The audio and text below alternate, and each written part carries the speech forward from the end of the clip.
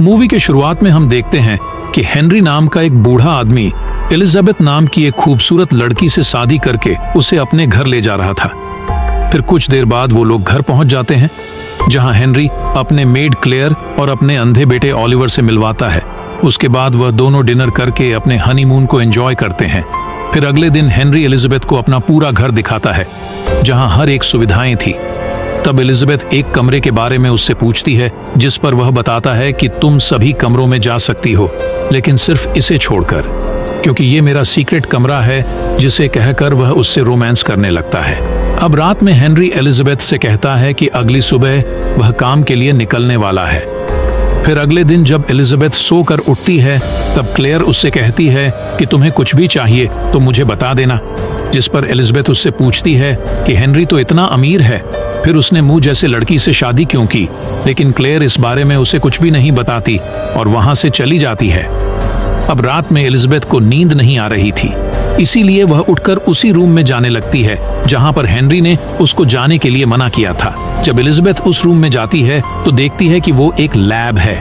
तभी वो गलती से एक बटन दबा देती है, जिससे एक चैम्बर बाहर निकलता है और वहां उसे एक लड़की दिखाई देती है जो उसकी तरह ही दिख रही थी, जिसे देखकर एलिजाबेथ काफी डर जाती है और भागते हुए अपने रूम में चली जाती है, जहां गलती से उसकी उंगली कट जाती है।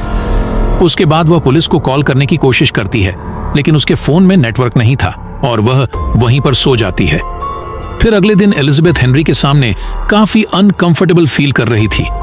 तभी हेनरी उसके कटे हुए उंगली को देखकर पूछता है कि ये कैसे हुआ, जिस पर वह बताती है कि ये बस एक एक्सीडेंट है। लेकिन हेनरी को कुछ गड़बड़ लग रही थी। उसके बाद रात में वह दोनों सोने चले जाते हैं। फिर आधी रात में हेनरी बिस्तर से उठकर बाहर जाने लगता है, जिसे देखकर एलिजाबेथ भी उसका पीछा करने लगती है। लेकिन तभी हेनरी उसके सामने आ जाता है। दरअसल उसको पता चल गया था कि एलिजाबेथ उस रूम में गई थी, इसीलिए वह उसको मारने के लिए एक हथियार उठाता है, जिसे देखकर एलिजाबेथ उस घर से भागने की कोशिश करती है। लेकिन उसका फिंगरप्रिंट काम नहीं कर रहा था, इसलिए एलिजाबेथ वहीं पर छुप जाती है। तभी हेनरी भी उसी रूम में आ जाता है, लेकिन वह एलिजाबेथ को नहीं ढूंढ पाता। फिर एलिजाबेथ वहां से बाहर आती है और एक हथियार उठा लेती है। लेकिन जब वह ऊपर जा रही थी, तभी हेनरी उसे पकड़ लेता है और जान से मार डालता है। फिर अगले दिन वह क्लेयर और ऑलिवर के साथ मिलकर उसकी बॉडी को जमीन में दफना देता है, जिसके बाद वह तीनों बैठकर लंच करते हैं, जैसे कि कुछ हुआ ही ना हो। तभी क्लेयर हेनरी को अब ये सब छोड़ने के लिए कहती है, क्योंकि उसे ये सब ठीक नहीं लग रहा था। फिर कुछ दिन बाद हम देखते हैं कि हेनरी एलिजाबेथ के दूसरे क्लोन के साथ शादी करके उसे वैसे ही घर ले जाता है जैसे कि पहले हुआ था, और पहले की तरह ही हेनरी एलिजाबेथ को क्लेयर और ऑलिवर से मिलवाता है और उसे अपना पूरा घर दिखाता है, और साथ ही उसे उसी रूम में जाने से मना करता है जहां उसने पहले एलिजाबेथ को जाने से मना किया था। उसके बाद वह दोनों साथ में डिनर करते हैं, फिर रूम में जाकर इंटीमेट भी होते हैं, और सोने से पहले हेनरी एलिजाबेथ से कहता है कि कल उसे काम पर जाना है। अब एलिजाबेथ को नींद नहीं आ रही थी, इसीलिए वह वहां से उठकर किचन में जाने लगती है, जहां पर उसे क्लेयर मिलती है। तब वह क्लेयर हेनरी के बारे में पूछने लगती है, लेकिन क्लेयर उसे कुछ बता पाती। इससे पहले हेनरी वहां पर आ जाता है और एलिजाबेथ को अपने साथ रूम में ले जाता है। फिर अगले दिन एलिजाबेथ घर पर अकेले बोर हो जाती है, इसीलिए वो घूमते घूमते उसी रूम में चली जाती है जहां हेनरी ने उसे जाने के लिए मना किया था।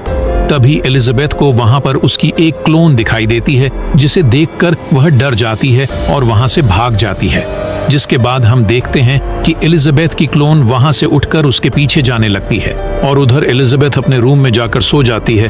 तभी उसका क्लोन वहां पर आती है और उसके कपड़े ऊपर उठाने लगती है। फिर अगली सुबह एलिजाबेथ देखती है कि उसके कपड़े ऊपर उठे हुए हैं। तब तक हेनरी भी वहां पर आ जाता है, जिसके बाद एलिजाबेथ फ्रेश होने के लिए बाथरूम में जाती है। तभी हेनरी भी बाथरूम में आने लगता है, लेकिन एलिजाबेथ उसको आने से मना करती है। लेकिन हेनरी उसकी बात नहीं सुनता और अंदर आ जाता है, जिसके बाद वह एक टॉवल से एलिजाबेथ का गला दबाकर उसे मारने लगता है। तभी एलिजाबेथ उसको किक मारकर वहां से भाग जाती है और दरवाजा खोलने की कोशिश करती है, लेकिन उसका फिंगरप्रिंट काम नहीं करता। फिर वह ग्लास को तोड़ने की कोशिश करती है, लेकिन ग्लास भी नहीं टूटता। अब एलिजाबेथ किचन में जाकर एक चाकू उठा लेती है, लेकिन दूसरी तरफ हेनरी एक रुमाल में बेहोशी की दवा मिलाकर पीछे से वह रुमाल एलिजाबेथ के मुंह पर रख देता है और उसके बेहोश होने तक वह रुमाल को दबाए रखता है। और जैसे ही वह रुमाल हटाता है तब एलिजाबेथ एक चाकू से उस पर अटैक करती है, जिससे हेनरी की मौत हो जाती है और उस दवा की वजह से एलिजाबेथ भी बेहोश हो जाती है। उसके बाद जब एलिजाबेथ को होश आता है तो वह हेनरी की बॉडी को घसीटते हुए दरवाजे के पास लाती है और उसके फिंगरप्रिंट से लॉक खोलने की कोशिश करती है, लेकिन लॉक नहीं खुलता। फिर वह फ्लोर पर पड़ा हेनरी का खून साफ करती है और हेनरी की बॉडी को एक जगह पर छुपा देती है, जिसके बाद वह नहाकर खून लगे हुए कपड़े को जला देती है और फिर वह रूम में जाकर हेनरी के मोबाइल से पुलिस को कॉल करने लगती है, लेकिन उसके मोबाइल पर नेटवर्क नहीं आ रहा था। तभी वह खिड़की से देखती है कि क्लेयर और ओलिवर घर में आ रहे हैं, इसलिए वह एक जगह पर जाकर इस तरह बैठ जाती है जैसे कि कुछ हुआ ही ना हो। तभी वह दोनों घर में आ जाते हैं और एलिजाबेथ को जिंदा देखकर काफी हैरान हो जाते हैं। फिर क्लेयर वहां से किचन में चली जाती है, जहां उसे अचानक दिल का दौरा पड़ता है, लेकिन वह किसी तरह एम्बुलेंस को कॉल करके उन्हें बुलाती है। फिर कुछ देर बाद क्लेयर को हॉस्पिटल ले जाया जाता है और एलिजाबेथ भी वहां से निकलने लगती है, लेकिन तभी ओलिवर उसे रोकता है और कहता है कि अगर तुम यहाँ से बाहर गई तो तुम्हें पुलिस से कोई नहीं बचा सकता। असल में ओलिवर को पता चल गया था कि एलिजाबेथ ने हेनरी को मार दिया है और अब वो दोनों मिलकर हेनरी के बॉडी को चेंबर में डालकर जला देते हैं। उसके बाद ओलिवर एलिजाबेथ को बताता है कि तुम एक क्लोन हो और हेनरी ने तुम्हारे जैसे 6 क्लोन बनाए थे, जिनमें से 4 को अब तक मार चुका है और तुम 5वीं हो। जिस दौरान यहाँ पर हेनरी का दोस्त लोगन आ जाता है और एलिजाबेथ से हेनरी के बारे में पूछता है, जिस पर वह बताती है कि हेनरी घर पर नहीं है, लेकिन तभी पीछे से ओलिवर उसे शूट करके मार डालता है।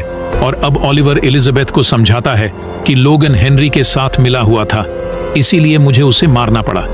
जिसके बाद वो दोनों लोगन के बॉडी को भी ले जाकर जला देते हैं। फिर ओलिवर एलिजाबेथ को एक डायरी देता है और उसे रूम में बंद कर देता है, जिससे एलिजाबेथ काफी गुस्सा हो जाती है, लेकिन वह उस रूम से निकल नहीं पाती।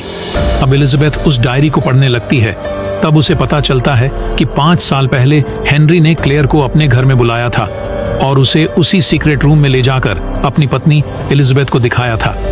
दरअसल एलिजाबेथ किसी बीमारी के कारण मर गई थी, जिसके बाद हेनरी को उसकी काफी याद आने लगी थी। इसीलिए उसने एलिजाबेथ के डीएनए से उसका क्लोन बनाने लगा, लेकिन वह क्लोन बेवजह ही मर रहे थे। इसीलिए उसने क्लेयर के बुलाया था, लेकिन क्लेयर को यह सब ठीक नहीं लगता। तब हेनरी उसे पैसों का लालच देकर उसे मना लेता है। फिर 2 साल बाद क्लेयर का एक्सपेरिमेंट कामयाब हो गया और उन्होंने एलिजाबेथ के 6 क्लोन बनाए, जिसके बाद हेनरी उन्हें एक एक करके मारने लगा और अब तक वह 3 एलिजाबेथ को मार चुका था।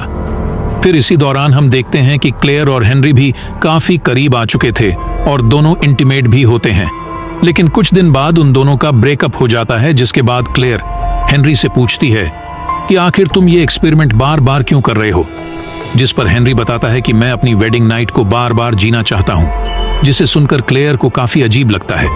और इसी दौरान हमें पता चलता है कि ओलिवर हेनरी का बेटा नहीं, बल्कि खुद हेनरी का एक क्लोन है, क्योंकि हेनरी जानता था कि वह बूढ़ा हो रहा है और वह किसी भी वक्त मर सकता है। इसलिए उसने अपना जवान क्लोन बनाया ताकि उसके मरने के बाद भी जवान हेनरी एलिजाबेथ के साथ रह सके। अब प्रेजेंट में हम देखते हैं कि ये सब जानकर एलिजाबेथ काफी शॉक हो जाती है। फिर अगले दिन ओलिवर एलिजाबेथ के पास आकर उससे पूछता है कि तुम्हें उस डायरी से मेरे बारे में क्या पता चला, जिस पर वह कहती है कि तुम हेनरी के क्लोन हो। लेकिन ओलिवर हेनरी से नफरत करता था, क्योंकि हेनरी उसको अंधा कर दिया था ताकि वह उसके कंट्रोल में रहे। जिसके बाद एलिजाबेथ अपने शरीर का इस्तेमाल करके उसे बहकाने की कोशिश करती है और ओलिवर भी उसके बहकावे में आ जाता है। तभी एलिजाबेथ उसको नीचे पटक देती है और उसका गला दबाकर दरवाजे का कोड पूछती है, लेकिन तभी वहां पर एलिजाबेथ का 6ठा क्लोन आ जाता है और वह 5वें क्लोन पर गन पॉइंट कर लेती है। पर तभी 5वां क्लोन ओलिवर को पकड़कर 6ठा क्लोन को समझाने की कोशिश करती है कि ओलिवर झूठ बोल रहा है, लेकिन 6ठा क्लोन नहीं सुनती और गोली चला देती है, जो ओलिवर को जाकर लगती है, जिससे उसकी मौत हो जाती है। अब 5वां क्लोन दरवाजा खोलकर बाहर जाने लगती है, लेकिन तभी पीछे से 6ठा क्लोन उसको गोली मार देती है। अब मरने से पहले एलिजाबेथ उसे वो डायरी पढ़ने को कहती है। जब आखिरी एलिजाबेथ उस डायरी को पढ़ती है तो उसे भी सब कुछ पता चल जाता है।